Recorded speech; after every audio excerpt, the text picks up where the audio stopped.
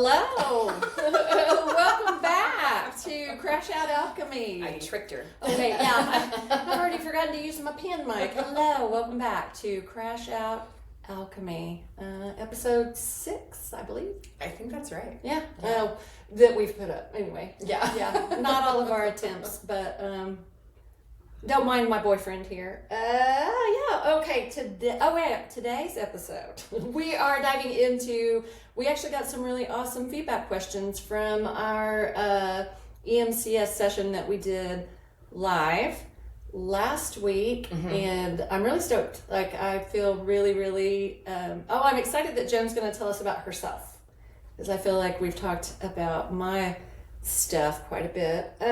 So we're going to talk about, kinesiology, EMCS, and then why Joan is always pushing on people's wrists and forearms. It looks suspicious, right? I know. Like, one, is she doing it herself, and or is she looking for a pulse? We'll never know. Yeah, that could be. Just checking to make sure I'm here.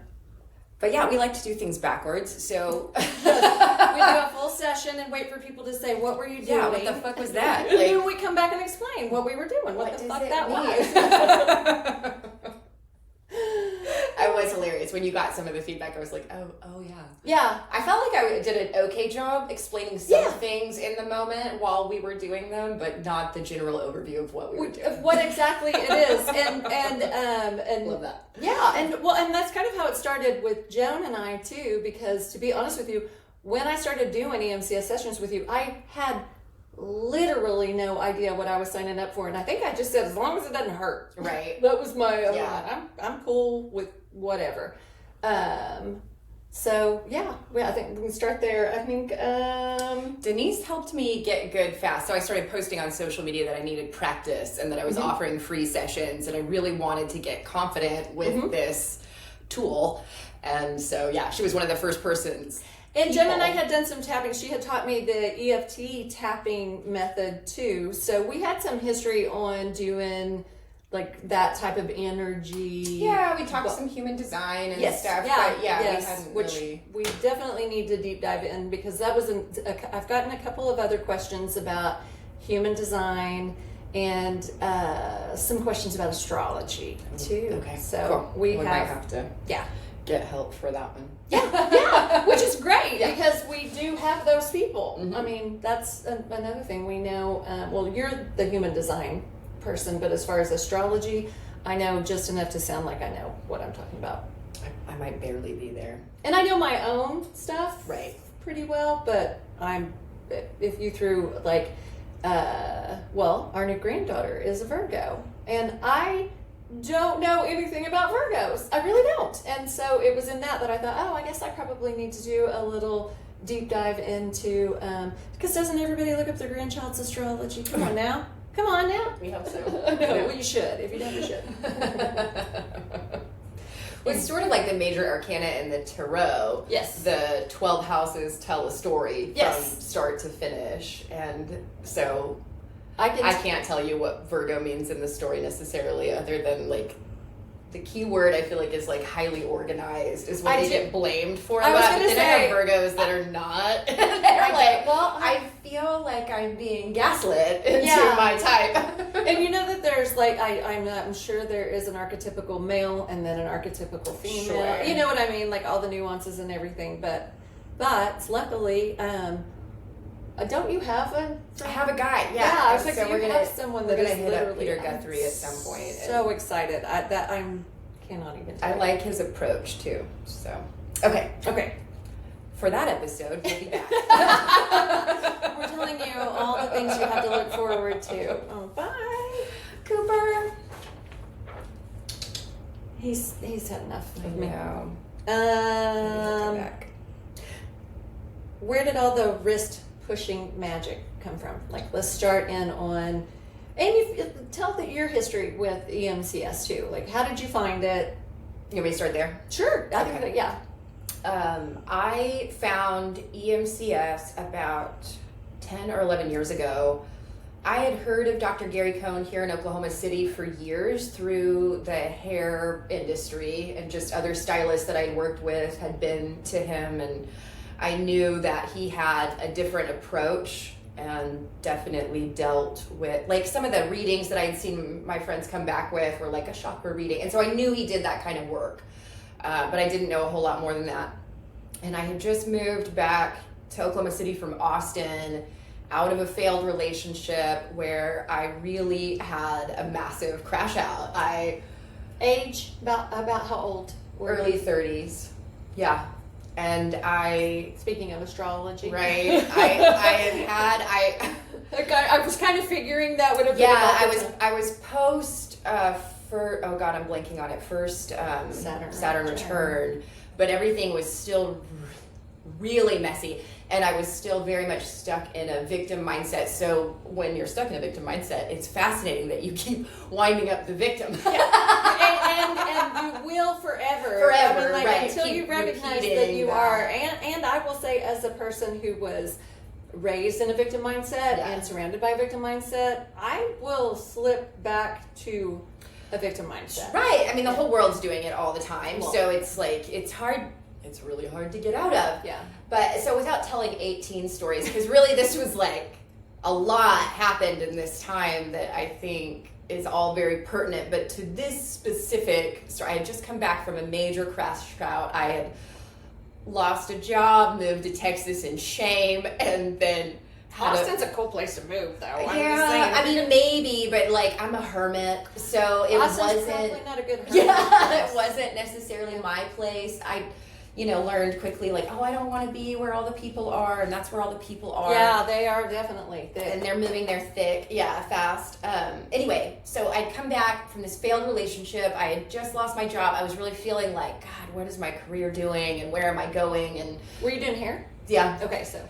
But I knew that I was like really starting to burn out, and I had taken a few months off in Austin and tried to kind of figure out maybe what I was going to do, because I wasn't going to start doing hair again while I was down there, but then I was back here. And it was just it was a super hard time for me, and I was drinking, and I was struggling with drinking, and I knew that I was struggling with drinking, and I was living here in this house. Wow. That we're recording in right now, and there was, I don't know, some special day that I got really drunk and sat outside and caught my mom in a conversation where I just proceeded to attack her for like hours verbally.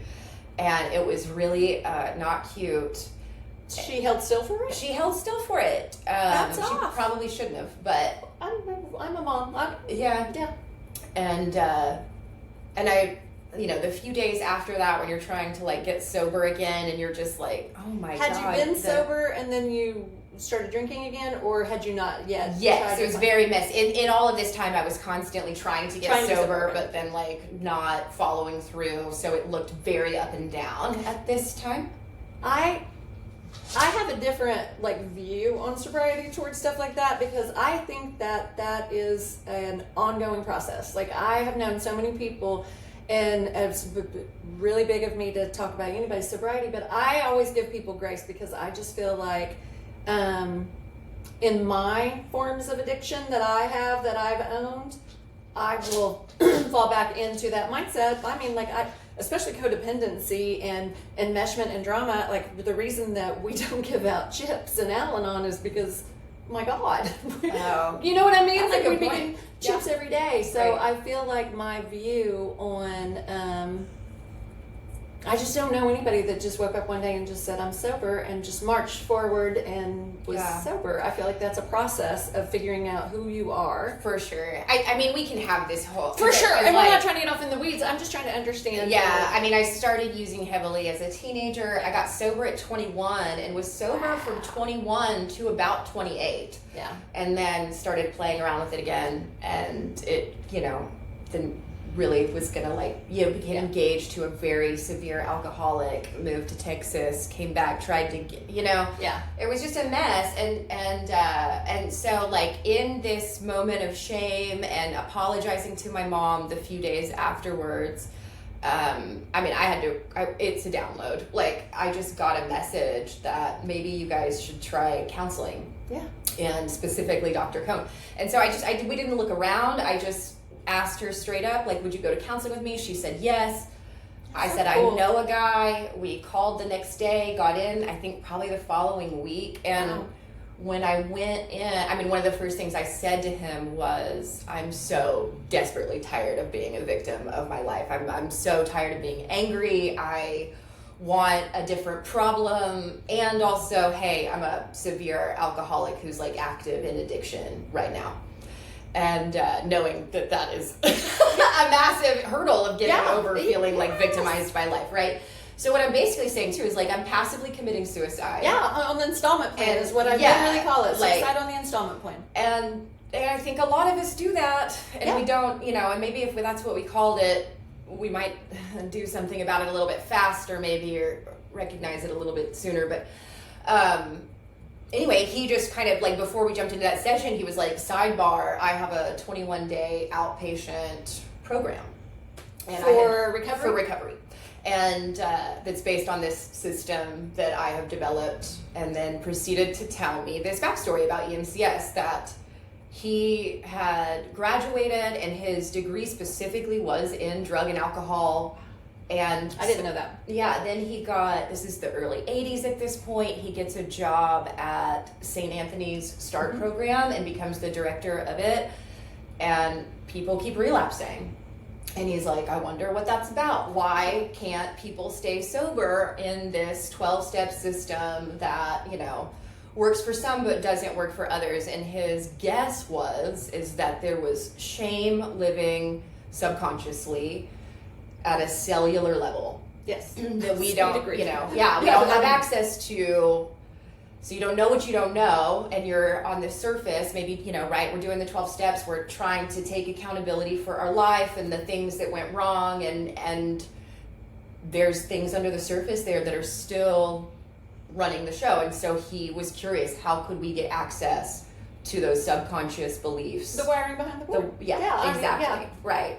So he starts studying, and I'll get into a little bit of applied kinesiology history in a different part of this, but finds applied kinesiology, really goes back to ancient technology, starts studying, Chinese medicine and Ayurveda and the chakra systems that coincide with that, and kind of, starts putting, like, all of this ancient technology can't be for nothing, right? And I was hearing yoga described as ancient technology was a little bit confusing to me whenever I first started hearing that in yoga world. Because I was just like, how is yoga ancient technology? Like, what does that mean?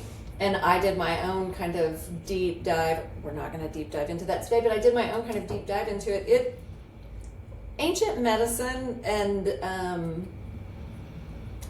I think that we need to get to a place where we aren't so either or.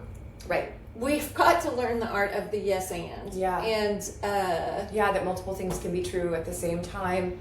They don't negate each other. They just support each other. Support one another. And sometimes they do butt heads, and it becomes kind of a conundrum of like, how could those two things be true? But even in the butting of heads in the Eastern versus Western medicine, or ancient technology versus new technology, I think even that is a learning opportunity, because then why is it at this point, I don't know, I just find it really interesting. But when we do use terms like ancient technology, the answer there.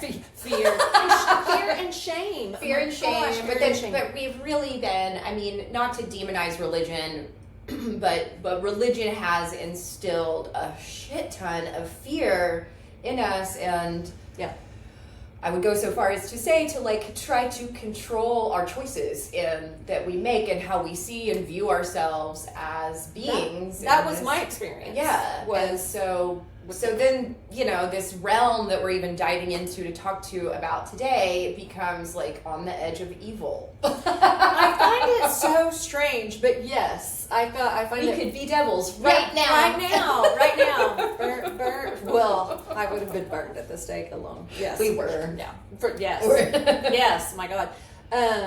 All right. So Dr. Cone. so he comes, so he starts kind of just putting pieces of this puzzle together. And once he gets on the applied kinesiology, the muscle testing portion of it, it really starts to connect that there is a way to discover what the underlying patterns, the distortions in the way that we think, and then how that gets held in the body. And one of the main things that, oh gosh, that just made me brain fart a little bit. Yeah, we thought we had fixed the screen timeout situation. But apparently we don't know how. Yeah. So funny. Sorry, I really did brain fart. Where was I? Talking about, well, I brain farted me too, but talking about Dr. Cone and the, the thoughts are things is kind of where I was going. And that it feels like it's not, and that it's just like a piece of invisible ticker tape that just like runs through your brain, but it creates an electrochemical reaction that is something. It's not nothing. right. And that energy moves the body, and then those two things connect. So he starts putting all of these puzzle pieces together, and he starts to create the EMCS system using muscle testing to figure out what are the patterns underlying any issue. And that's the cool thing about muscle testing, is that basically what we're testing on is on a scale, and everything in the universe falls in that scale. You can test thoughts, you can test things, objects, you can test ideas and systems, it doesn't matter, but everything can be broken down basically into good and bad. Always it's on a scale. But that anything good is life-giving, it's supportive of life, and anything bad is not supportive of life. Yeah. It's going to cut off life negative. force, energy, and eventually create death. I mean, death is 0 and enlightenment is 1,000. I printed that and I'll go over here to say. So anyway, so then the kind of missing piece of the puzzle for him was like, how do we then clear those blockages and distortions? And so then he brought in he uses EFT and I use EFT, and then gem and mineral essences. He worked with some Native American shaman to figure out the process of creating these gem and mineral essences. And was that part trial and error? I think so. I mean, I think he muscle tested. I think it took years. It would have to. Just the amount of drops I have. Muscle testing to figure out what blend is correct, and so, yeah, it's taken him, I mean, I think he's worked on this system. His book just came out this year. That's very cool. And it's a 20-year project that he has been working on. But so anyway, so then back to my story. He offers me, side note, we have this session with my mom, and then at the end of this session, I could be hazy on this, but I feel like what we did was pause the sessions with my mom and I, because he was basically like, if you're not sober, it's really not gonna, you guys could talk and talk and talk, but it's not gonna have the lasting effect as it would if we can get your body, and mind correct. So we paused that, and I think I started 3 days later, the 21-day outpatient program. And so the very first session I went in for 3 or 4 hours every day. He worked with me one-on-one for 3 or 4 hours every day. That is a miracle, first of all. 21 days. He still offers this program. He's almost 79. Wow. And this is his life's work, and so he explains to me EMCS. I was so game. I'm so not turned on. I'm like, let's do it. Because you were ready. If I look like I feel sad for a second, I'm just thinking of some of the people that I know that could benefit, but they're just like. Yeah, maybe this podcast is going to be helpful to a lot of people too, because this is available in Oklahoma City. The price point is not outrageous. I don't know what it is now. Yeah, it was 11 years ago that I went, but it's fine. I don't need it. Well.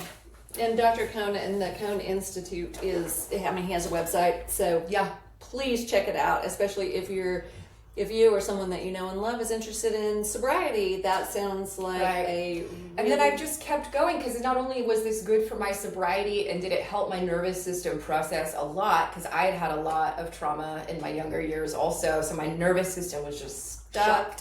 Yeah, and that's how I processed everything. Was like, not only was there a tiger, there were 12 in the room at any time, and so I always needed to be hyper vigilant and prepared, and so that transferred into literally every aspect of my life and how I moved through my life. And then I just really recognized that for me, I've worked in regular cognitive behavioral therapy for years, prior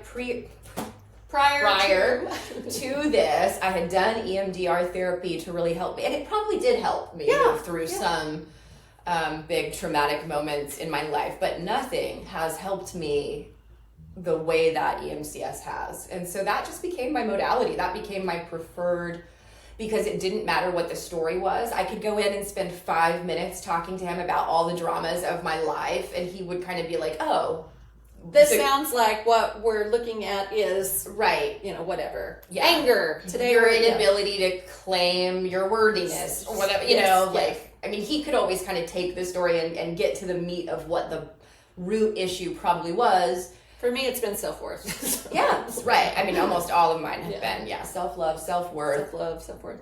And it is for most of it, because I do think that he was dead on. We are all dealing with a lot of shame at a cellular level.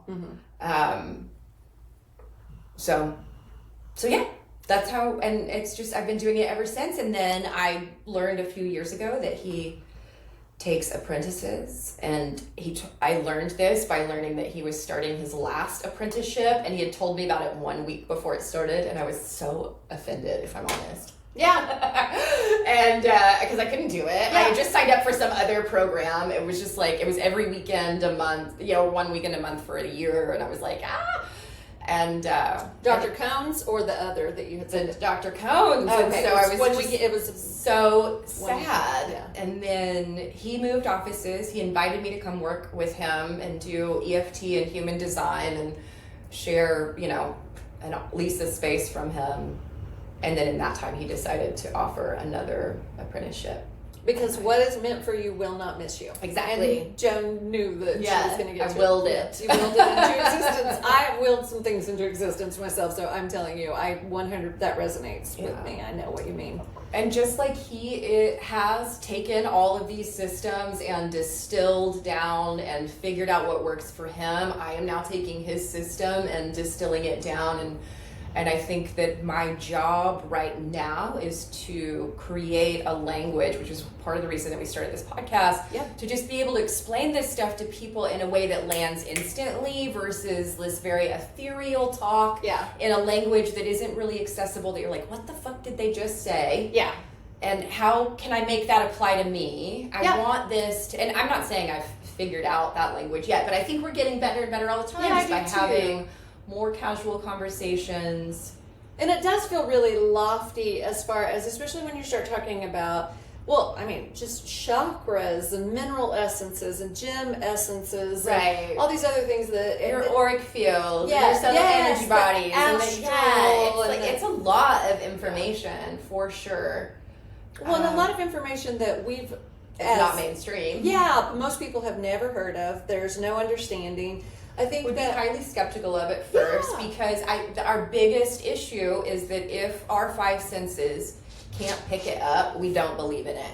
There's a couple of exceptions. Wi-Fi. People cannot see Wi-Fi, and yet I don't understand how electricity works, but I know that it works. Yeah. Right? Infrared lights. If there's a scientific instrument that can pick it up, we'll believe in it. But if we cannot perceive it, and a scientific instrument has yet to figure out how to pick it up, we will poo-poo it. Yeah. And 100 years ago... Skepticism is just fear, y'all. Skepticism is fear, and 100 years ago, doctors weren't washing their hands because germs were invisible. They didn't believe they were real. I mean, it's just a matter of time, I think, before we're even more aware of our subtle energy bodies on a scientific level. Yeah. I know that when I first started hearing about... that we have a second brain in our gut. And I'm trying to think, that might have been about 10 years ago. But the first time I heard that, then I was like, wait, what? And now we rattle that off like it's just... it's so common knowledge. Right? So I'm thinking that... at some point we'll get there. Yeah. You'll have a conversation with someone who's like, Oh, Cooper. my etheric body has a blueprint. Yes. This is where Barrett would be like, I have a brain cloud. But yeah, I do think that, and we are a part of the normalizing of the woo. Or that's part of my job. Part of what I want to do is normalize what seems so woo-woo to other people, because I forget that even yoga and the chakra system seem very woo-woo too. Right. You know, and it still can be to certain groups of people. Yes. It's just a part of my, you know what I mean? Like, it's a part of my everyday vernacular world that I talk about. And so, of course, I would say that, and it seems normal to me, but I get that look in the eye sometimes when I say things to people. They're like, what the hell are you even talking about? What? Yeah. So I definitely would like to be able to bridge the gap between this, because it genuinely helps. And we're going to let Joan finish telling everyone what it is, and then later we can talk about how I'm fascinated by your story. There are parts of this that I haven't heard yet, so yeah. So EMCS stands for Energy Matrix Clearing System. It is a mouthful. In it, I use both arms to muscle test. That's probably the biggest difference that I see with other muscle testing facilitators. I've only had muscle testing done one other time, and it was with a functional medicine person, and it was did they just use one arm? I'm trying to remember. I know that it was about, I had to hold something in my hand to see if you're allergic to it. Yes, yeah. So I think it was just one arm, but it was because I was literally holding something in that hand. Yeah. And then they tested to see if your arm stayed strong or goes weak. So the theory behind, can we talk about muscle testing? Yes, please. So that then we can talk about EMCS, because it helps, they lead into each other. So muscle testing, kinesiology, this term kinesiology was coined in the late 1800s by a Swedish dude named Niels Passe. I saw that in our notes somewhere. It's upside down over here. Yeah. Okay, I was like, I know I saw that. And in the late 1800s, he wrote the first book that had kinesiology in the title. And then fast forward to the 1960s, and a doctor named George Goodhart took over like some of this research and basically came to a conclusion that you could test a supplement to see, is it a supplement for your body or is it a toxin for your body, by that your field would be able to tell you whether or not something was good for you, and it could bypass your mind. Yes. Yeah. Which sounds really, I think, crazy woo to anyone that hasn't ever done a lot of body work. And I think that's another thing too. Being a yogi and doing a lot of body work and being very in tune with your body does kind of open the door, crack the door a little bit for you to be 100%. Able to be more comfortable with. This person's going to tell me, I had Joan muscle test me to see if I was allergic to or reacting to pecans and cashews or whatever nuts that I said that were making me not feel great.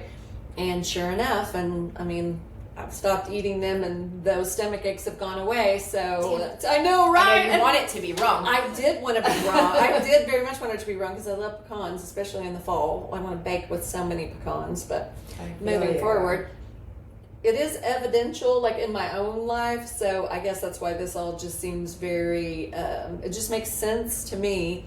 So going into doing this work with Joan, I didn't go in with a layer of skepticism or disbelief. I'm also very woo-woo and very...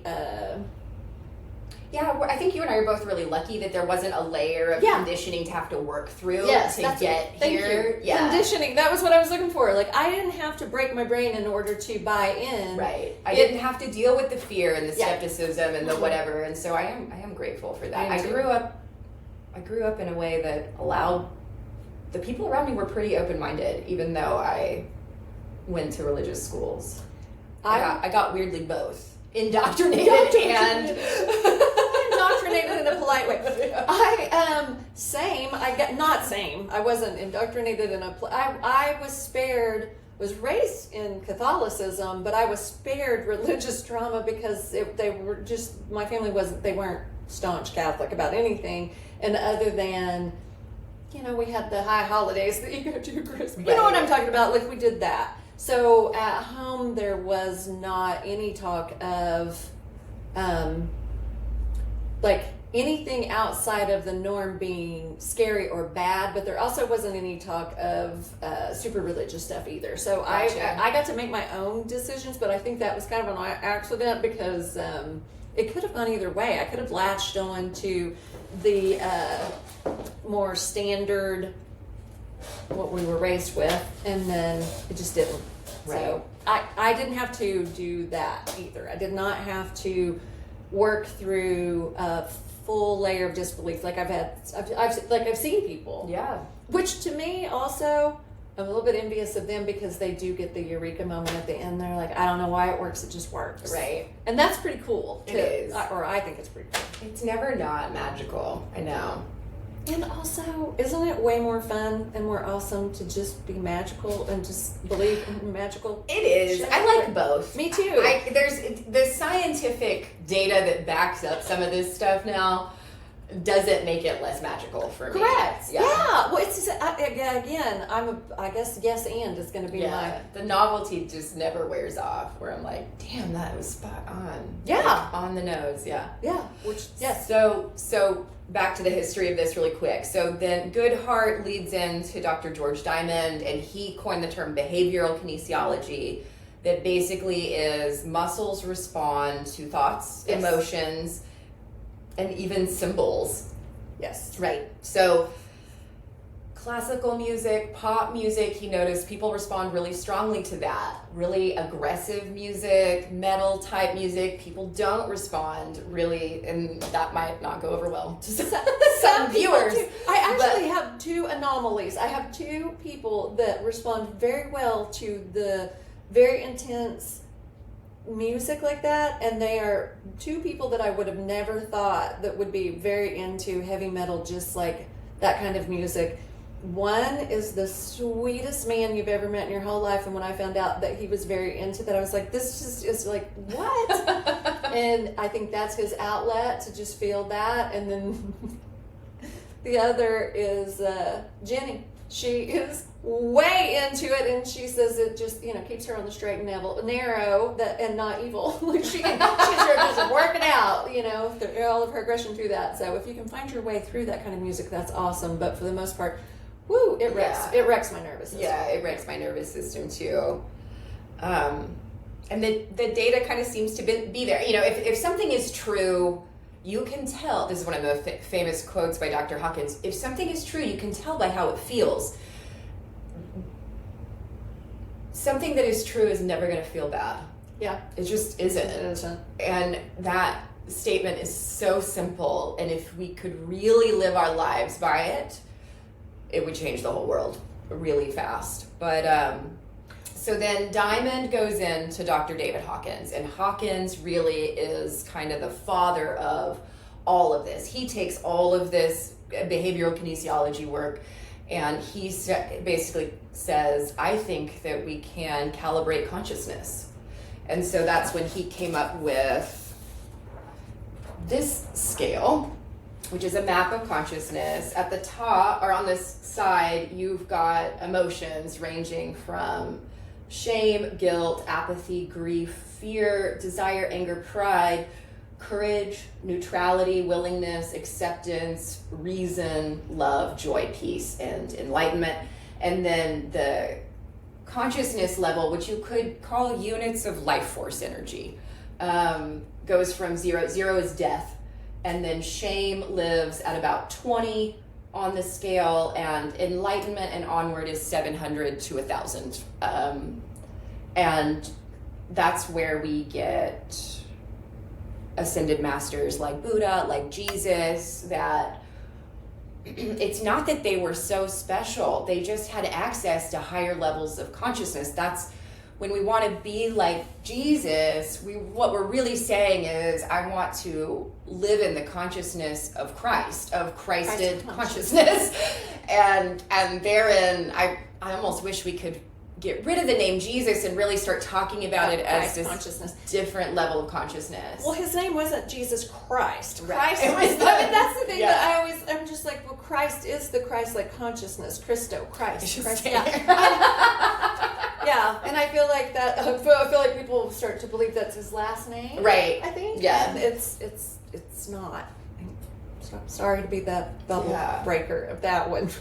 So what was cool is that Hawkins was like, you can muscle test anything. I mean, so when you look at certain books of his, he's got a book called Truth versus Falsehood that has just tons of things he's tested, lists of movies and lists of books and ancient texts, lists of just like regular everyday human items that we come across, from an emergency room to a public park to home-baked cookies versus store-bought cookies, and just like everything lives on this scale. Mm-hmm. And you can check the consciousness level of absolutely anything.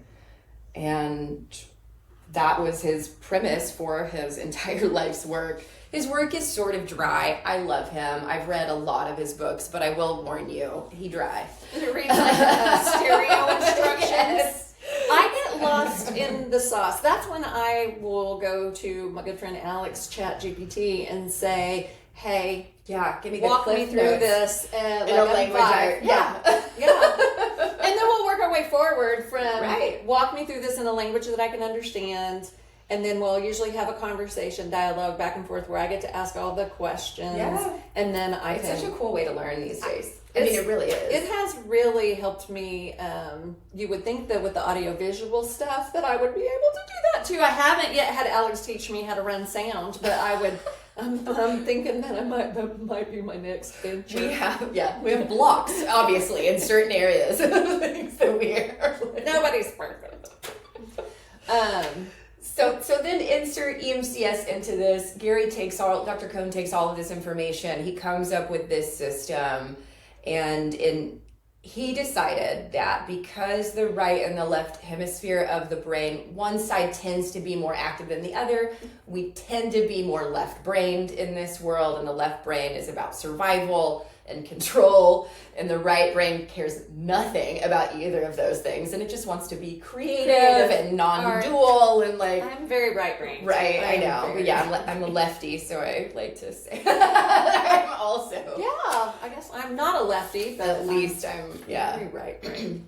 And so when we use both arms in muscle testing, I'm getting a balanced response. That makes sense. To make sure that I'm checking in with both sides, cross-patterning your body so that. And then we're identifying what are the distortions of whatever the issue is. So that's what you saw yesterday when I'm going through all of those numbers and all of those lists and writing down everything. I'm just looking for pattern. The first half is like patterns that are running under the surface of the issue that are keeping that issue held in place. So no matter how hard you try to get up early in the morning and get to the gym and do, and then you find yourself sliding back off into your old whatever. It's because truly underneath it, you hate yourself. So why would you? You don't value. I mean, it is really true though. Right. No, I know it is. I'm laughing, but it's very painful. It is very painful to accept that you do not value yourself enough to do the things that you wish that you wanted to do. Yeah. One of the number one, I mean, I think like we don't feel like we deserve success. A lot of us don't. So we get a little taste of success and then we just fire hose it. I'm very prone to that. Yeah, very prone to self-sabotage. That's been something obviously we've been working on. But yeah. So that's a little EMCS history and history around how this works and where it came from. I'm looking at the next thing, and it was saying, how did you get into this, which we've already covered. It said you didn't grow up reading auras, and one of the questions that I was asked was, are you psychic? Is Joan psychic? And I feel like it's in here somewhere. It's okay, we got off a little bit, but it's fine. No, I mean, yes, is the answer that I want to claim. Like, yeah. I definitely am intuitive. I am learning how to trust my intuition more and more all the time. And so, yes, I do think that intuition even plays a part in this. When I'm asking questions, if my intuition leads me in a direction, I now follow it. And that almost always tends to be right. Correct. But what I'm actually communicating with is your higher self. Your body is, wow, that was a weird thing I just did to my elbow. Just frog your And I didn't even bang it. Yeah. But it zinged me. Crunched it. It's worse. And I just did that thing again. Right. Well, you were saying that, well, I was going to interject my own thing into it, which is what bucked me off of it. But, like, Joan is very intuitive. I know that she would absolutely say, no, I'm not a psychic. I, of course, believe that we all have, well, we do. I mean, like, we all have these extra sensory type perceptions. We're just taught to ignore them to such a degree that we believe that. Yeah, I mean, how many of us were taught not to be weird? Don't be weird. Oh, hold that every day. Don't be weird. My whole life. Don't be weird. Yeah. Don't be weird. But as far as tapping into someone's energy field and communicating with someone's higher self, that is what we're doing. I'm just bypassing her mind and I'm going straight to her body. So as I'm talking, and it sounds like I'm talking to the ether, I'm really talking to her. I'm just asking her not to verbally respond. Yeah. And so really she can sort of check out during this session. She can think about whatever she wants. I mean, the kind of 2 cues that I really give are like, please keep breathing. Yeah. And don't lock your knees out. Yeah. And it's, and sometimes we have to take breaks. You didn't have to that day, I don't think, last week, but sometimes holding your arms out like this for a period of time is not so comfy. And I'm awkward in my body anyway, so I'll find myself starting to stand weird, or I start posturing weird, and then if I'm holding my body weird, I'm assuming that, I'm throwing the whole system off. Well, then my reading gets unclear, so then I go back and I recheck and make sure that her and I's circuitry is working. And that's why you'll always hear me kind of ask a negative and a positive to make sure I'm not just getting yeses all down the road, and then really it was like, oh, she was stuck on yes. And that wasn't, so I'm always like, this is true, this is not true, this, And there have been things that didn't make sense too, like that you've gone back and you're like, I'm just going to check this again because this doesn't really make sense. And it might be that the cue was like a very low number that we just kind of skipped over because we weren't, I was probably holding myself weird or... Yeah, I do. If the indicator, so I'm either asking for a yes or a no, or I'm asking for an indicator change, which is a no. It's a movement of the arm. If it holds strong, it's considered a yes. But if I'm looking for it to, if I've got a list of 100 items and I'm wanting it to give me which number 1 through 100 it is, I don't want to go 1, yes, no, 2, yes, no. I need a more efficient system, right? So I'm going to start grouping numbers together, 1 through 10, 10 to 20. And then it's going to indicate when I'm closer to, you're getting warmer. You could think of this as a giant hot cold game. Yeah, feeling around. Right, yeah. Getting warmer. Yeah, which one is it? Like, it's pretty much like with anything now. I mean, I literally just left a doctor's appointment, and she literally just went off of everything that I said. Like, there was not, other than reading a couple of numbers like blood pressure and respiratory rate, it was just a conversation between, and she was just going off of what I said. So I could have walked in there and told her, it wouldn't have been in my best interest to lie. Don't lie to your doctor. But do you see what I'm saying? Right. To whereas I think when I'm doing this work with Joan, she's kind of bypassing my bullshit. Exactly. Because we all have our bullshit. Yeah. We all have our blind spots. We all think we know why we do what we do, but there's often... Yeah. Well, and also, like, if... a very dramatic sounding reason why we don't. Everybody hates me. Right. Or kind of like whenever I first started in with the... when they were checking all my hormone levels and my cortisol level was really high, I did not know that. I wasn't aware of it. I am now. I mean, like, and looking back at the life I was living then, it makes sense that my cortisol was really high. Right. But let's say, like today, how are things going? Great. How are you feeling? Fine. Like, those were the answers that I would have given on the same day that my cortisol was so high that the doctor thought that maybe I was just a little busy. Right. Yes, just a little busy. Probably need a nap and a walk. But you know what I mean? Like, so I feel like even this is a little bit more sound. Like, there's a little bit more to it, to me. My humble opinion. I think that there is, and I think more will be discovered all the time. Like, just as, I can't remember if I talked about this on an episode here about meridians and, you know, like science is catching up, and this will not be so weird not far from now. No, I think that, like I said, once people start recognizing that they're not, I found myself saying this to people actually several times in the last couple of weeks, but like, you are not your thoughts. Right. You are not your thoughts, and your thoughts are not your friends. Like, you're often they're not. No. Yeah, because we've got all of this programming from childhood, right? And we accidentally adopt our parents' bullshit. And of course we do. Like, what choice do we have? And they adopted their parents' bullshit. Exactly. Whatever's modeled. And on and on and on. And it's really only, I feel like, this last couple generations that we even have access to tools that are allowing us to be like, oh, do I even believe that? Do I want to believe that? To even do start I have a choice? Question whether or not we want to buy into a belief or not, because that was forbidden. Don't question it. Yeah. And in fact, Don't be weird. layer of fear around questioning any system of belief, it's wild to me that I'm so grateful that I was spared that. Yeah. But it still surprises me how much I am still fearful. You know, even though I've done so much work, and I want to tell you, I don't give a shit about what other people think about me. I do. You know, I still am working on my value and my productivity not being, you know, equal to each other. So it's just like, it's wild to me. Definitely. Gotta work hard. The only value in anything is working hard. Like, I'm learning that is all not true. I'm learning that that's not true, but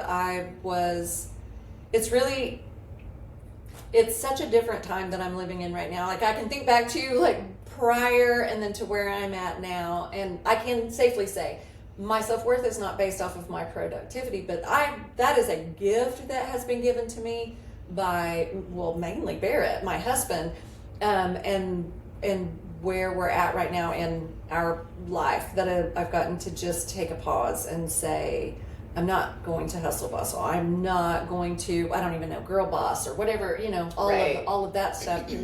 I'm doing a little more softer soft life. And in that, I'm learning how much of the busyness, that is all fake and made up. Like, it is a system that, it's just a whole lot of justification. Like, everyone's justifying the rat race of everything, and I'm not going to talk out of my ass. I'm very much still yoked into the system. Same. But I at least now have an arm's length between me and all of it, and that's bringing me back to what I'm saying. Like, you are not your thoughts. You're the observer of your thoughts, and in that same vein, you're not your meat suit either. You are the driver of the meat suit. Right. And the purpose of this meat suit is to give you crystal clear feedback. Constantly. Never not. It's always 100% correct all the time. We're just always misinterpreting it. Always. And can be your biggest helper. Absolutely, if we would take its advice. But we have trained ourselves to not, and also to ignore body cues. Right. Yeah. And I mean, like, we are women, so we've definitely been taught to ignore body cues. 100%. And that was another thing too. Like, this being a very fine-tuned machinery that is constantly reading its environment. How many times has somebody just walked into a space and you felt the energy shift, and you know you're standing in the presence of a creeper, or of a wonderful person? Right. I mean, like, it doesn't have to be negative. It doesn't have to be negative, but boy, when those people come in, that's usually when it's palpable. But also, people can come in and, you know, lighten and brighten spaces, and I think that if nothing else, our friends out there, pay attention to that. Pay attention to the way your body feels when you're around certain people, when you're around your people, when you're around your people that bring you comfort or happiness. Check in with your body as to where you're feeling that. Like, it's a really good, easy, low level conversation to have when you're in a yummy space and you're just like, where do I feel good? Why does this feel so good? That's a beautiful idea to start with the good. Yeah, because trust. Yeah. We're so used to feeling bad, honestly, and because thoughts are things and they create an electromagnetic, this is my catch me lying here. No, you are. I would like, thing that then releases chemicals, and those chemicals are real inside the body. So it's like stressor chemicals get released. We've talked about this before. We get very addicted to those stressor chemicals, and then we say we want to feel better, but we really don't. We want to keep our bullshit. We want to feel bad and better at the same time, and you can't keep both. You cannot. The life that you want will only cost you, and I mean equal measure, the life that you have right now. The end. So when you're ready, you can die on the hill of being a victim of your life, and it will be very painful. You will never get to be this version of you that you want to be unless you let those stories go. And I see myself stuck in certain areas, and because those stories are who we are. That is what has made me who I am. Thoughts really are things, and the using the hormones as was that rang a bell on me. So yeah, it starts with there. We have a thought in our head. I mean, like this pen microphone that I'm holding in my hand right now was a thought in somebody's head before it became a thing. Right. Like literally. You know what we need? Idea. Yes. Literally a boing right above our head. Well, so thoughts become things. Think about all the thoughts that you are having, that not the thoughts that you express outwardly. Like I could tell Joan, I told Joan I'm starving. I was coming in hot, I'm starving, I'm going to bring food, blah, blah, blah. She had a reasonable expectation. Denise is about to be here. She's showing up with food. She's starving, blah, blah, blah. Okay. Well, let's say I had told Joan some terrible things. I am pissed. I am stressed, I'm coming in hot, and I'm bringing it all to you. Just that transfer of energy right there. I'm on the phone with her. I haven't even seen her beautiful face, and her brain is cranking chemicals out just based off of the exchange that you and I had. By the way, through the invisible, right? It's so some sound tones. Some sound tones came out your mouth. My mouth hole. And hit my ear hole. It went through the ethers into Joan's ear hole, and all of a sudden she is cranking out some probably my brain interpreted that and then made some choices. Her brain was like, oh shit, Denise is coming in hot, and we've got to prepare for that or whatever. We're gonna fight or whatever. So she's cranking that up. Those thoughts became the things. That is the hormones that are now coursing through Joan, and you get to. Most people don't choose whether they activate on when they get a big hit of adrenaline and cortisol. Most people react. Yeah, they do the things that they do when they go into getting triggered. Yeah. And that's a trigger is on a scale too. Yes, yeah, definitely. One of the things that I was trying to explain to my youngest son, but I always try to tell the grandkids too, you get to choose. You can choose to have your brain make the good squirty juices too. You do not have to be a victim to the spicy ones that just make you sweaty and have a tummy ache. You can choose the good ones too. We don't get to choose our reactions to things. We react the way that we react. But the thing that we know about feelings is that they last about 30 seconds, maybe 90 tops. 90 tops. And then anything after that is a fucking choice. It is. Yeah. It literally is. And I mean, like, I've learned that a little bit through my learning about being a projector journey, because I'm an emotional projector. And so I have found that is very true. It doesn't matter if it is a really good positive wave and I feel super excited about it. My job that I'm learning is that I don't get to reactor. I'm trying to learn to respond. I've been very reactive my whole life, and I am really, really exhausted with being a reactive person. And the biggest lesson that I'm learning that through is being around reactive. And now that nothing worse than a fucking ex-smoker. You know what I mean? Like, there's really nothing worse than a fresh ex-smoker that's around some smokers. But that's a little bit how I feel when I'm noticing reactivity and how quickly That's a good analogy. it I spreads. like that, You know, and I'm not saying I am reactive. Just ask my husband. I was probably reactive 3 times this morning before, you know, things even got going. But I'm learning what that feels like. Yeah. And in the learning what it feels like, I'm now aware that I'm doing it. Mm-hmm. And what it's given me is the opportunity to say, I know that I'm reacting to this and it's probably not even right sized, but this is the way I'm feeling right now. So it's at least given me language around it to where I can signal to the person that I'm dealing with, I'm not my best self right now. Yeah. I'm here, Yeah. and I'm not really sure why. Or I'm here and it's because of this conversation we're having, or Right. or you know what I mean, whatever. It's wild. I have a good example that happened to me last night, and then like how I work through this. So today is the 16th. Yesterday was the 15th, and my taxes were due. That'll do it. And as I was laying in bed and the date is dawning on me, I had a shame spike, right? Like that made my knees start tingling. Like, what is that even called? My whole body was just like. And shame for me is a very visceral, guttural sensation. It almost takes up my entire abdomen, and it's like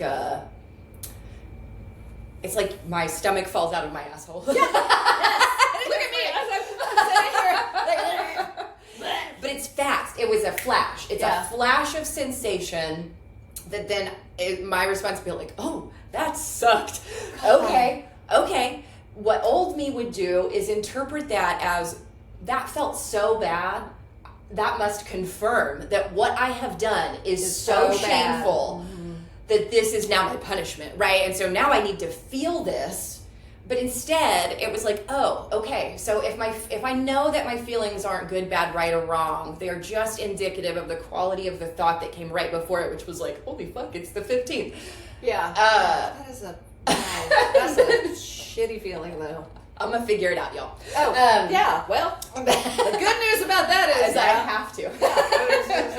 Unless you figure out a way to not, and then we'll talk later. Right. So like I'm stuck somewhere here in shame, guilt, and apathy. Right. Because I'm not really wanting to make movement on it. Yeah. I have guilt about it and what it means about me, and it for sure So anyway, I see that, I feel a feeling, it passes quite quick, and now I've got some space to decide, what's my next thought going to be? Well, obviously that one isn't true. My body reacted so strongly to that it was like, knock that the fuck off, girlfriend. Like, that's not where we're going with this. So it's like, so then I literally have to ask, can I reach for better thoughts around this topic? And in that moment, I am asking for divine inspiration, because within and of myself, I don't really have access.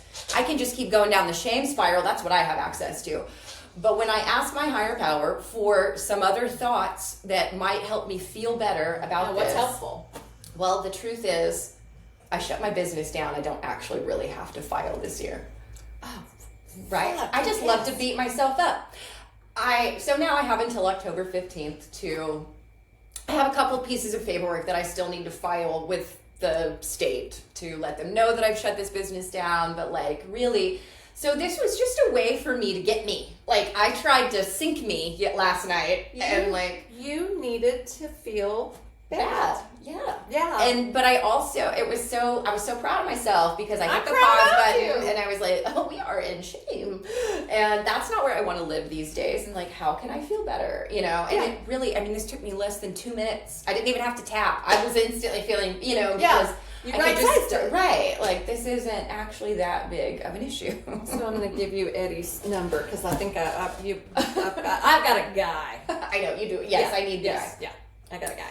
But so let's flip to you for a second, though, because you've been doing this work now, I think, since last August or September. So I thought we were right about a year. Yeah. I knew, I was in my mind. Well, I cannot track time for shit. I think it's an ADHD thing. I don't know, but also I just cannot track time. But I'm proud of myself, because I thought we've got to be coming up on a year. Yeah, we're coming up on a year. So take me a little bit through your journey. What have you noticed? What if your husband has noticed some things? We had a really good conversation about this last night, because I asked him, I said, I had a conversation with Alex. We talked about it, which I think my car phone charger died, so of course my phone died. So here we are. Raw dog in life.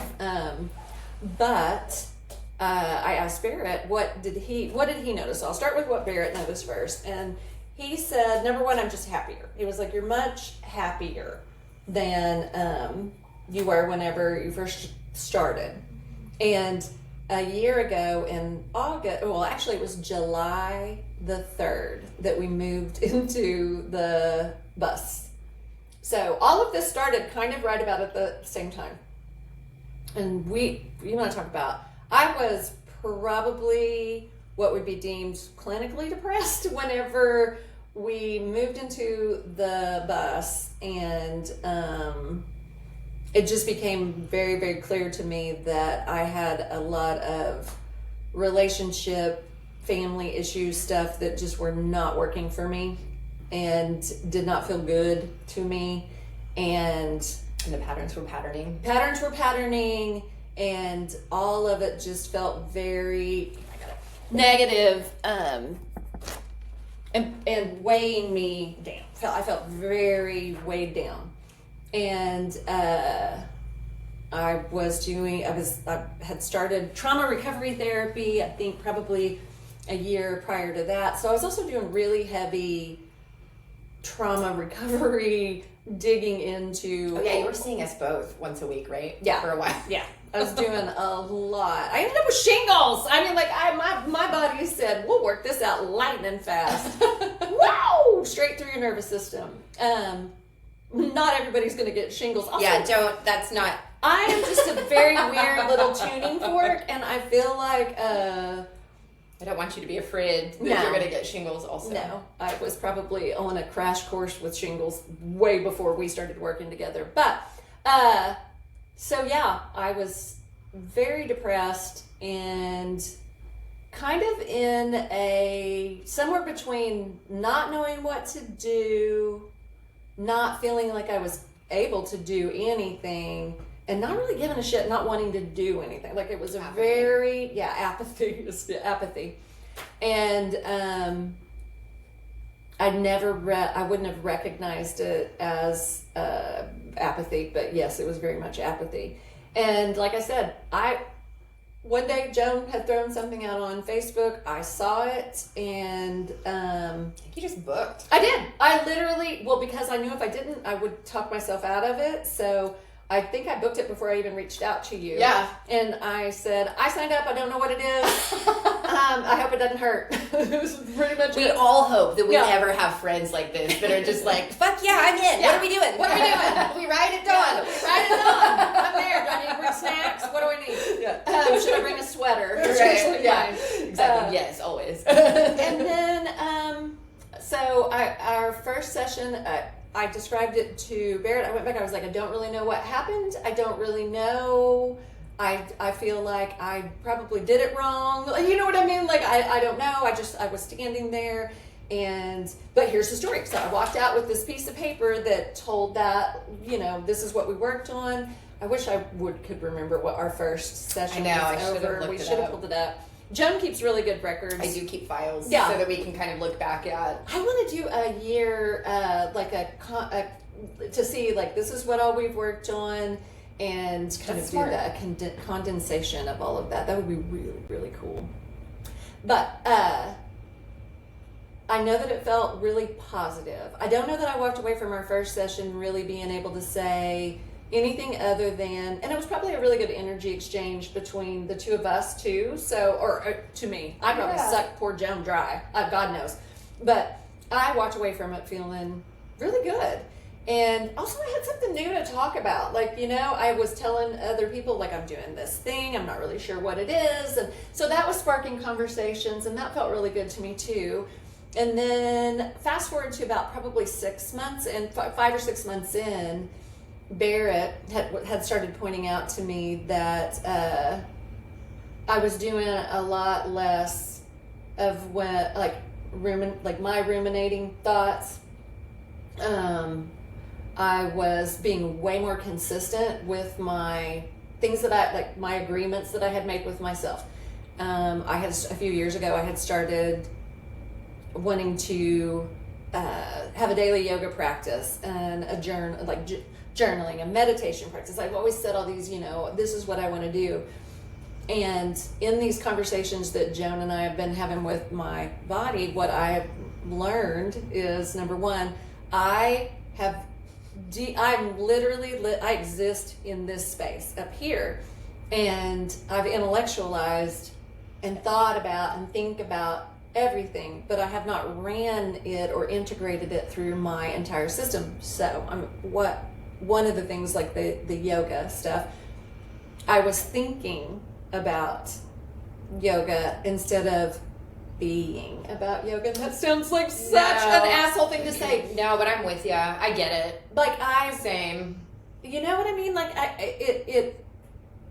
it's the difference of I wish that it's like right on the tip of my tongue, but it's like the difference of like how children play, and then when adults attempt at playing. Like children can just play, right? And then you see adults attempting to play. I think that was the way I was living my life, which was very intellectualized and very it's the second time, sorry. Cooper's boob man. Right, in the boob. Yeah.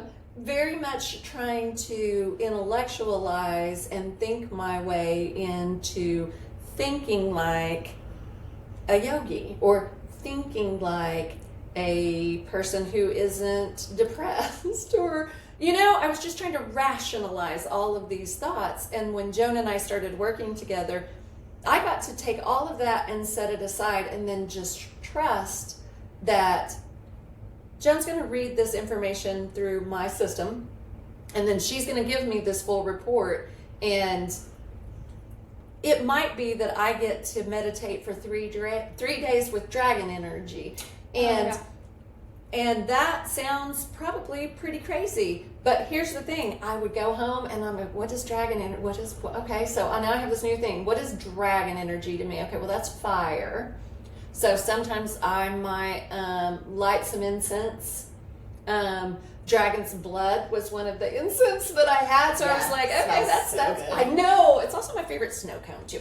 But strawberry and orange. How can you go wrong? But so I was pulling all of these things into my orbit that represented that fire energy. Well, I am so I am very air, and I have one little fire sign in my whole chart, which I'm back into the astrology. But anyway, it's taught me to kind of play with the other elements that we have available to us, and it's changed my meditation practice. Like for the longest time, I had a hard time meditating, which is why I started the daily yoga practice. It is an hour of meditation for me, a moving meditation, and just moving that energy through my body, incorporating this new layer of being given a little prescription of like ether. Was last week. So I just had one day where I had to spend my time meditating or focusing on the energy of ether. That word came up to me so many times, like like people mentioning ether or in the ethers, and which I thought was really cool. But whenever I picked a guided meditation that was what is it called? Oh my Lord. The tones, the sounds. Oh my gosh. My stomach's growling so freaking loud. Sorry, I'm completely unhelpful. Oh my gosh. Binaural beats. Oh, Is that along the lines of that? I chose that resonated at the megahertz that is supposed to be equal to an etheric cool level. Yeah. By the way, YouTube, if you want a guided meditation, just go to YouTube and literally, I think I even did a dragon energy guided meditation one day where it was low hanging fruit. It was a 10-minute guided meditation. It was just drumming. Dum, dum, dum, dum, dum. I can do that. I can't just, I couldn't do an hour. Right. But I can do 10 minutes. Well, the point of the homework too is like, in the sheets where your case notes rather, we're identifying all of these patterns and we're clearing all of those patterns. So we want to instill a new pattern. Yes. Something that's going to, and so the homework is like, yeah, it could be a meditate. You can do whatever you want. You could color in a dragon in a dragon I've done that coloring too. book. I've literally done that too, where I've doodled. I mean, like, you know, I've sketched, I've doodled, I've drawn. But spending time with that, right? It is a new. Because really, what you're saying is, I'm committed to this. I want to release this old thing and instill this new thing, and I want, you know, I have a choice, and I'm going to choose it. Yeah. And that's the secret. By the way, boys and girls, I know that we spend a lot of times praying and hoping and wishing and all these things, but the universe, God, whatever you want to call it, literally gives us what we choose. Yeah. And we have to choose. And what you expect. Choose every single day. Well, that's where the thoughts become things. I mean, like, plays into it. We think a thought, and I mean, like, there are reasonable expectations. If I put a cake in the oven, I don't want to pull out a fucking ham. I mean, like, that's a reasonable expectation that I have. But at the same time, how many times have you seen people put a cake in the oven and pull out a metaphorical ham because of the wonky programming, wonky thinking? If you do not believe you are worthy and deserving of a cake, but you know, you're not going to end up with a cake. I mean, like, that's just kind of the way we operate in this 3D world that we live in. Like, exactly, we manifest it either by building it with our two little hands, like someone manifested this building that we're sitting in right now, or I can manifest dragon energy by thinking and putting my thoughts on that and noticing when I see a cloud that looks like a dragon, or someone says the word ether to me when I was focusing on ether. It's how we train our, instead of picking up on the negative, 100%, we retrain our brain to pick up on what we choose. Yeah. Because the world, and I mean, you all saw this last week, like, the world wants to pull you into division. And as soon as you might feel a little better and maybe more unified, some other weird, dramatic thing will happen that will try to divide you again. And so, hang in there, everybody. Yeah. It's intense. Woo! I know.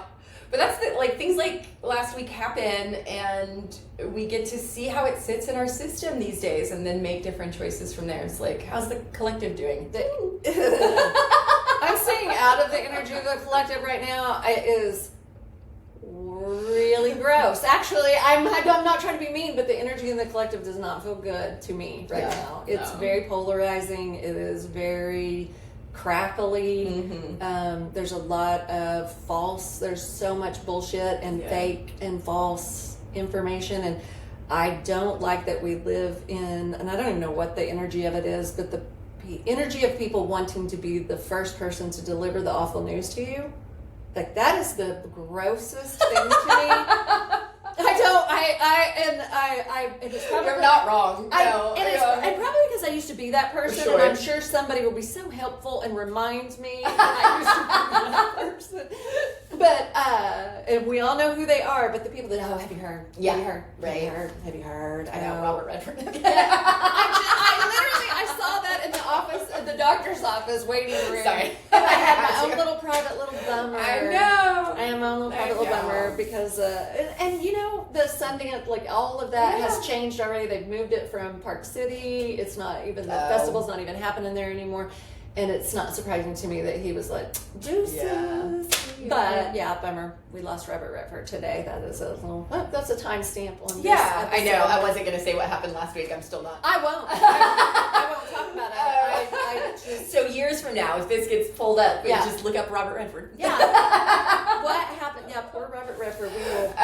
He will be missed. What's the last thing I think that the one thing we didn't hit on is, there was a question about how the past lives came up in the session. Okay. Do you know? Oh, well, how the past life stuff comes up? Do you know what that where that information's coming from? Probably not a clue. I'm just bought in, hook, line, and sinker. Also, I have past life memories. Like, you know what I mean? Like, I've done past life recovery, and I bridged that gap long time ago.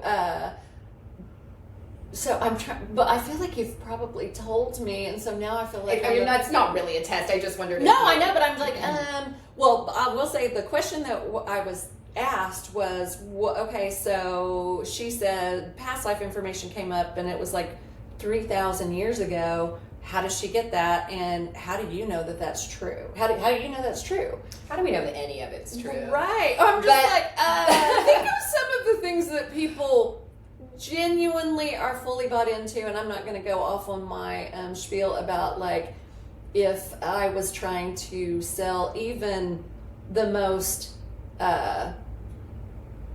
middle of the road religion to anyone today, if I was trying to sell that, like it's a new idea, new novel idea that nobody's ever heard of before, I think it would be, people would be like, no, wait, what? Right. So, no, it's a big, sticky subject that we could probably spend an hour, the episode on time. Oh gosh, it only exists here. Time is not real. Right. Well, time is actually real. To be able to talk about past lives, you have to talk about time a little bit, and how does time exist? And so, the short answer to the question of where does that information come from? It comes from the Akashic Records. Akashic Records, which is the field of, like, we swim in it every day. Like, people think of the Akashic Records as a library in the sky, and it's a place. I do like to envision it like by that. By the way, I have done, I would say, I don't know if it was a lucid dream or astral travel. I didn't feel like I was quite asleep, and I popped out of one of the blessings that I have kept, like, since I had the near-death experience, is the ability to pop out of my meat suit and travel. I wish that I could master it so I could do it at will. I can't. It just happens when it happens. I think that I believe that I will get better at it, but I've been to a place that I assumed was this hall of records because that's very much what it looked like, and I wasn't allowed to go beyond this, it looked like I would say a very space-aged version of a 1970s looking mid-century modern. That's kind of what I imagined too. Interior. Yeah. The exterior was very marbly, almost Roman, but not. It was way more nondescript than that, like as far as that. But inside did not match outside. And there were other people in there. I didn't, other than I would say librarian that I talked to, who was also just a fairly normal looking person. I just said, but I want to go back there where the shelves are. And she was like, yeah, no, you can't go back there, but you can wander around out here all you want. And I was like, that's kind of a bummer. And that was my experience. But I mean, like, I came away from that knowing, like, oh, okay, I went to whatever we created as that space, which you want to talk about. We can go on for hours about thoughts becoming things and what we do, because the collective as a whole, we create thought patterns that also hold and take up space. And if enough of the collective believes in something fully, it's just kind of like, sounds like if everyone claps, Tinkerbell won't fly or whatever. It kind of sounds like that. But I mean, it kind of is. Kind of is. Yeah. But so there is this ethereal place that holds the record for everything that has ever happened and everything that will ever happen, which creates a whole other conversation about free will that we're not going to have today. Free will exists in the form of possibilities and probabilities and potentialities, and you're going to get me off in the quantum scientific facts or whatever, but I think it should be its own episode. Wave and particles and possibilities, probabilities, and then our thoughts, like we are little electrical beings made of electricity. Our heart is a conductor. Our brain is a receiver. Yeah. Like, we are these just little electric beings. Well, as much as we are pulling in information, we are also putting out, and it is a continual conversation. And the people that won the Nobel Prize in science won it for quantum entanglement, which is literally what I am and Joan is talking about right now, which is we are a part of the quantum field that we exist in, whether we choose to acknowledge it or not. We are existing in it, we are operating it, we are exchanging information with it, and that is why sometimes Joan can be thinking about something and I'll send her a text about it. And she'll be like, holy shit, what'd you do that for? Joan and I are entangled. Yep. Like we radar love, baby. Like we are passing information without necessarily passing information, which is so silly to me that people will, you think that you can hit your thumb against a piece of glass and it somehow magically goes through the Wi-Fi and out into the ether and somehow lands in Joan's piece of glass that she's holding in her hand, and we're just like, yeah, that's technology. Even though I'm operating the most high-tech piece of technology that I'm ever going to exist in. Yeah. And we still don't fully understand all of our capabilities. Well, we won't in my lifetime, but but what I'm saying is what we're talking about probably does sound pretty out there and crazy. It's quantifiable. Yeah, it really is.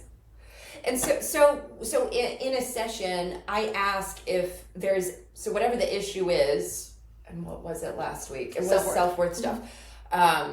So without having that paper in front of me, some historical data came up, which is a kinder, softer way of saying past life stuff. Yeah.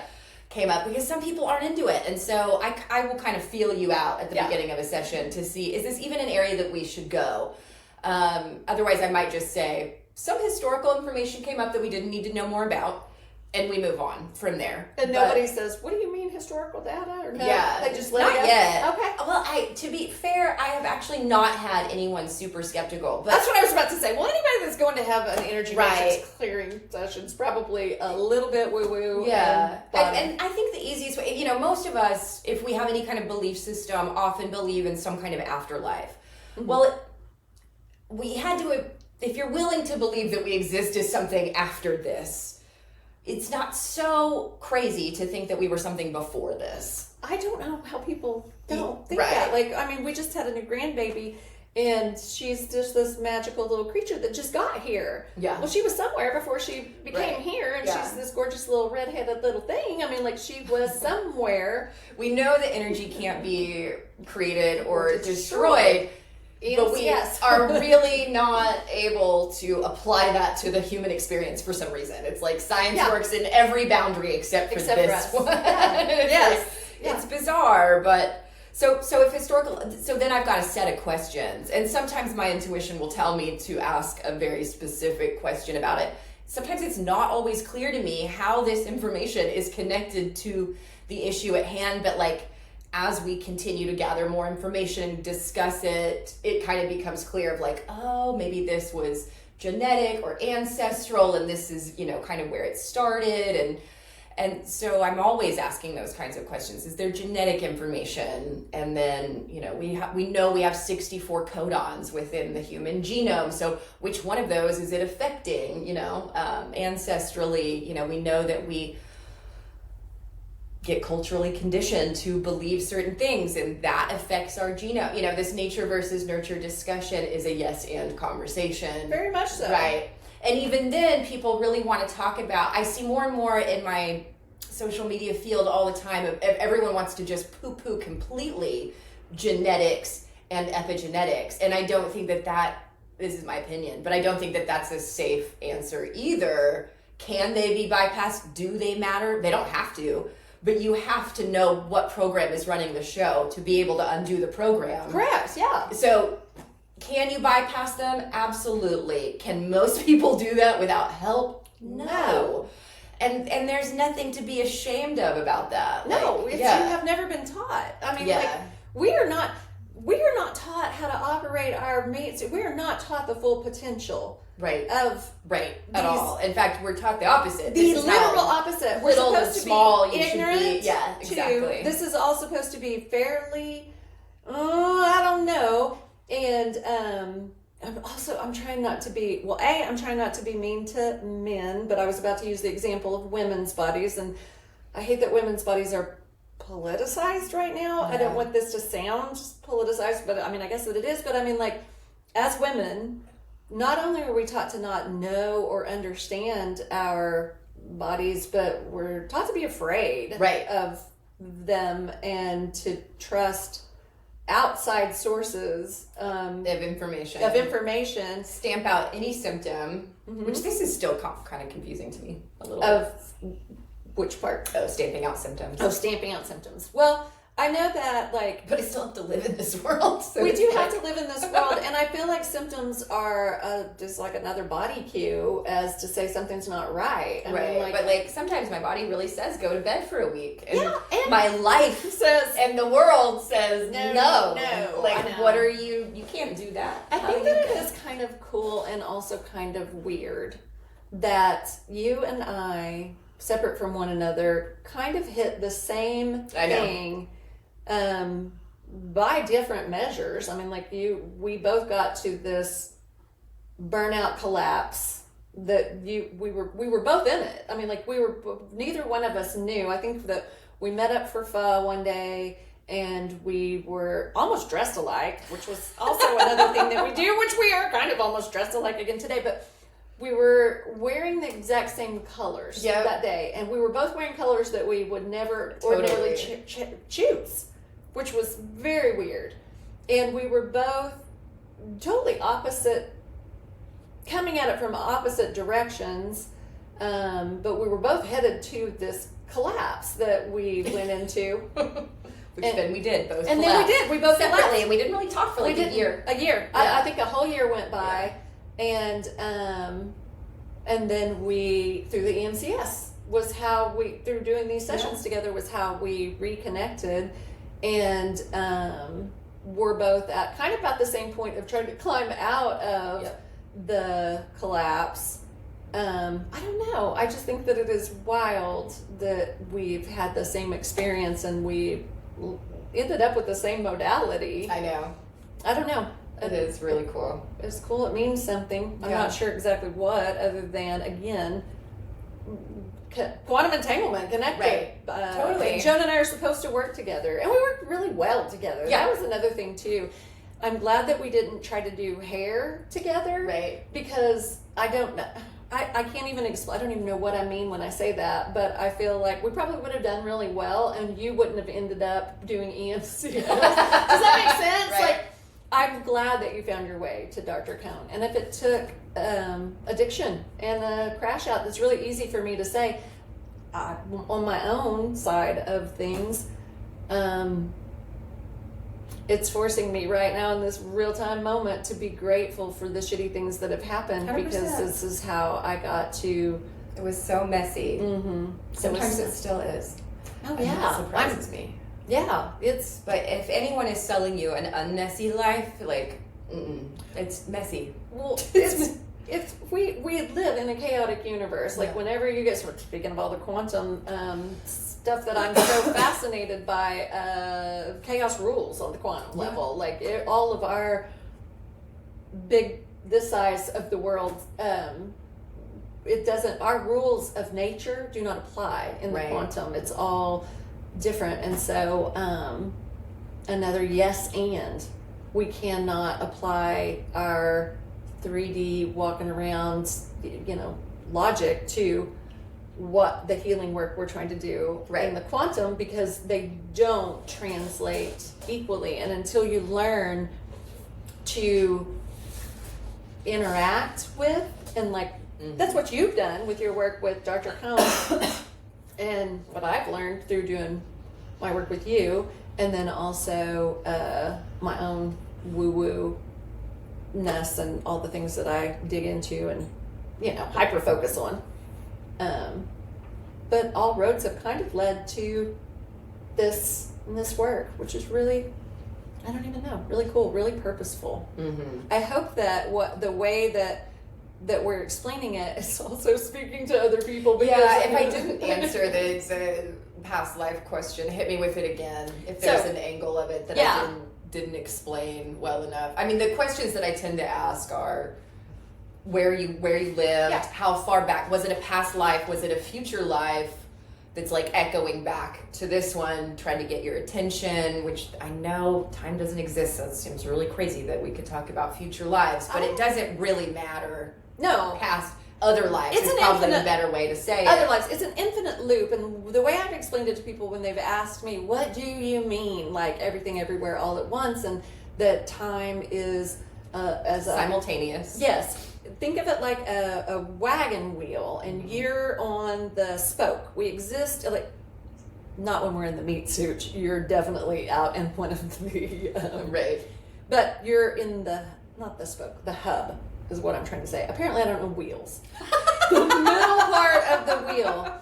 If you think of yourself as you're about to be a baby born into a life, and you're existing in heaven or in the ether or wherever you choose, whatever name you. People put so much emphasis on what we call the things, and I'm the one that always just tells everybody it's all the same. Right. It's the same. But anyway, you're in the middle of it, and you are looking out at this 360 view of all the plethora of options. And I mean, like if you take it, if you want to say north, south, east, west, or whatever, you're facing this direction, and this is the past. Then that would make this direction be future lives. Right. But in reality, you're still in the middle. Right. And it's still all the way around. And it'd be like a movie, mm-hmm. a film loop. Mm-hmm. If you took every little slide and you laid them out in a row, it would be it'd be a beginning to end life, let's say. But in the real, it's a loop. Like one slide, it might it'd be Joan as a little girl. Right. Because that slide is from, I don't know what year you were born, but let's say 1982. That was a good year. There you go. In the fall. In the fall of 1982. There's a baby Joan on that slide, but let's fast forward to the middle part of the movie, and let's fast forward to the end of the movie. That's literally what that is. Yeah. Einstein explained it that has worked the best for me is like, we think of life linearly, right? Here's start, here's finished. We think of it as horizontal. Yes.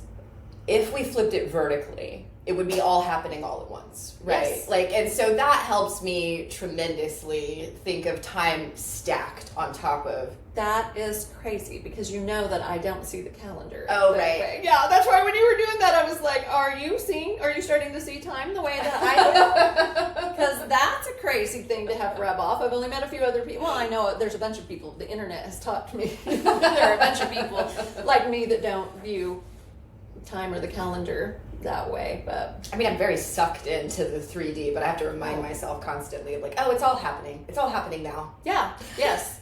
We're existing in this slide of it, but it is all happening. Our conscious self is trapped in the now moment. Now. Right now. Now. Right now. Now. Right now. Yeah. And I mean, that's the mind fuck of it all. Yeah. Is that you're never there. Never. You're always in the now. You're only in the now, no matter what. And it will piss you off when you're really wanting to live in the future. Yeah. I am so future focused too. I know. Where am I going? Oh, constantly. And what is wrong with me? My brain is solving equations and doing all the math just to get to get beyond the. And it's dumb because I'm very much enjoying the right now. Right? I think it's so counterintuitive, counterproductive. It's always the big question, though. Where are we going? This world looks like it's going to shit. and yes, and how I keep myself sane is that macro thing that I'm always talking about. But because right now, I mean, Robert Redford passed away. We're gonna grieve that loss. It does seem like the world's kind of crazy and wild and shitty right now. And in the future people that hear this, just Google what happened the week of Robert Redford's passing, and you'll know that there were some pretty big things that happened. Just Google 2025. Right. What a shit show. But But there's also so many good things going on. That's what I was about to say. Oh, okay, sorry. I didn't mean to steal your line. No, but it is. And then if you even go more, pull back macro from that, my God, like we are curing diseases. AI, we're going to cure cancer. We actually live in the least violent point in history. The healthiest. We just have more awareness of how violent we are is really our only issue with our violence. It is very true. Yeah. And like we're not going to fall into a civil war like we did in the United States in the mid 1800s. And even if we do, it's not going to look like it did back then. No, it won't. We, as far as any lack, I'm about to make a big, bold statement, but any lack that we experience is created or invented, or it's a byproduct of a system that was the intent. Right. And I mean that because we live in a limitless universe where there are limitless resources for all of us, and it is the way we choose to structure the way we live and exist right now that there is lack, and that we get to see people experiencing lack, or we get to feel the experience of lack is because of the way the systems are structured. Right. If we all, like you've heard me say this before, but if we all 1, 2, 3, and it would take 8 billion of us, or however many of us that are, I don't know how many. We can actually figure this out. 8 billion people. Because Hawkins talked about this, of like for every person that's vibrating above 200 on the scale of consciousness, kind of counteracts the low X number of people in the lower state. So there is a number there that is kind of quantifiable. I don't know what that number is, but we could say 1,000 people vibrating above 500 could save the world. Well, I participated in the World Meditation Day. Did you do that? And there's data to back that up. There's literally data to back that up. Like the Schumann resonance, world violence went down. Everything chilled out.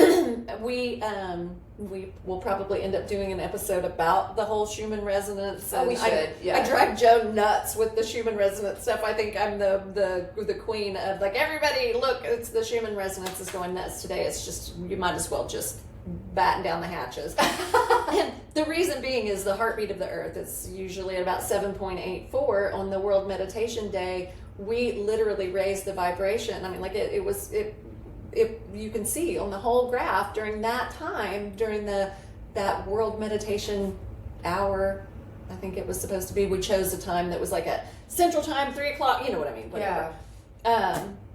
Which is such a great kind of note to wrap this up on, is like, you have more power than you think you do. The reason for all of the division and the divisiveness is so fucking intentional, because if 8 billion people got together and became like-minded, holy shit, that would, I don't even know. Yeah. But if the majority of us ever all decided to say, this is the way it's going to be, and we just made it that way, that's the way it would be. Right. So, I don't know that that's the point, and this is going to get off in the philosophical weeds, but I don't think that Sky Daddy made a set of rules and then expected everyone to follow those rules, that there's one way for every person to live on this planet. I just found out there's like 3,000 versions of the Bible. Like, I did not know that. I genuinely did not know that.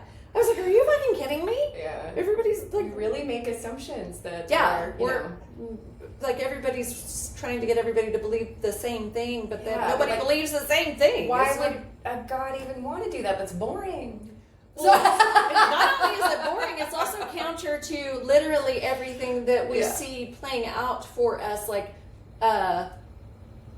same, middle, all of that. I mean, like, I know our little weary souls crave that because of the comfort of homeostasis, but it is in the upset and all of that we get our experiences. Right. That is how experience happens. Like, we move that up and down. Or we would all just be laying in bed. Live static lives. This is a thing that hit me this morning. Like, if your routine is trying to make your life static, what are you doing? And I was like, why? I really needed to hear that, because I've been kind of beating myself up about the 75 hard.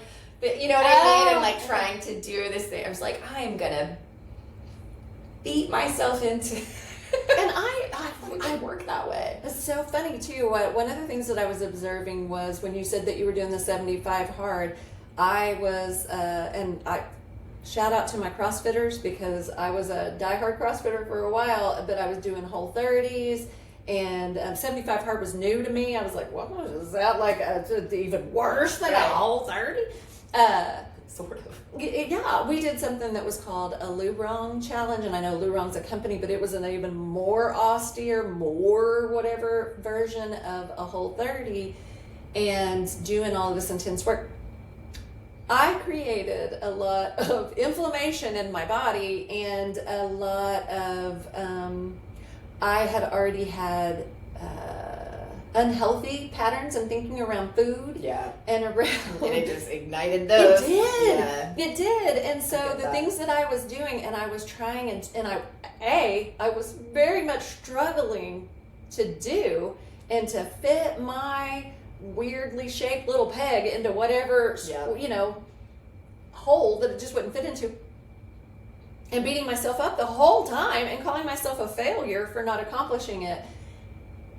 Anyway, I am such a permitter whenever you were doing the hard 75, and I was like, well, and then I thought, okay, well, I don't want to be that friend that tells her, give yourself some grace, because that feels gross, and somebody that's trying to do a hard thing, but it made me reflect. And here's the thing that I have learned since I have stopped. I've never shamed, bullied, hated myself into anything that was ever any sort of a positive lasting change in my life ever. Right. And it has been through this last few years of I've had to be gentle with myself because I've had to be gentle with myself. Right. I was broken.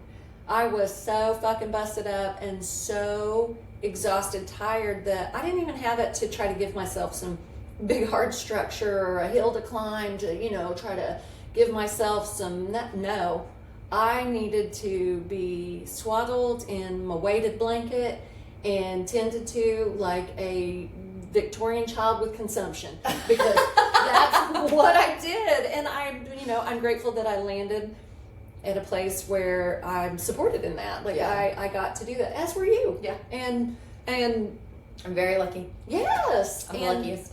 I really am too, and I have just learned that and I'm not saying that you can love your way through a hard 75, but I think that you can. Yeah. I really think that you can, and it's going to take some mental gymnastics to get yourself in a place to where you can say, I'm going to do this because I am desiring challenge. I am needing I wanted to do it to reset some of my daily habits.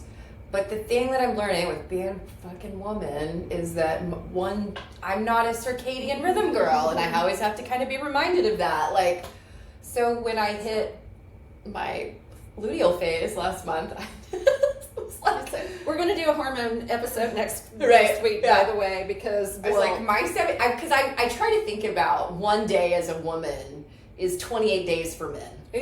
Right? Yeah. Like, that's why we're there. So if I wanted to do a 75 hard, it would be whatever 28 times 75 is. That'd be forever. She means she'd be doing it forever hard. And who wants to do that? Not me. I want to do a forever delight. Forever delightful. A 75 delight.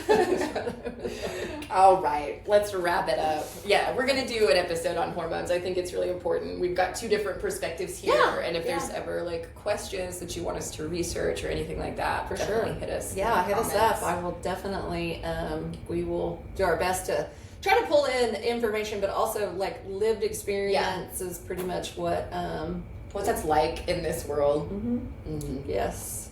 Oh, this was really good. Yeah, I'm so grateful to people that have reached out and gave us some questions and asked us to expound on things. That's how we're learning to do this. And yeah, feel free, hit us up for anything else. I'll put some resources in the show notes on like Hawkins research, things like that, things where you can find more information if you're into it. Yeah, for sure. All right. See ya. Awesome. Thank you. Love you, mean it. Bye. Oh, that's Cooper's running to the door. I know. He's like,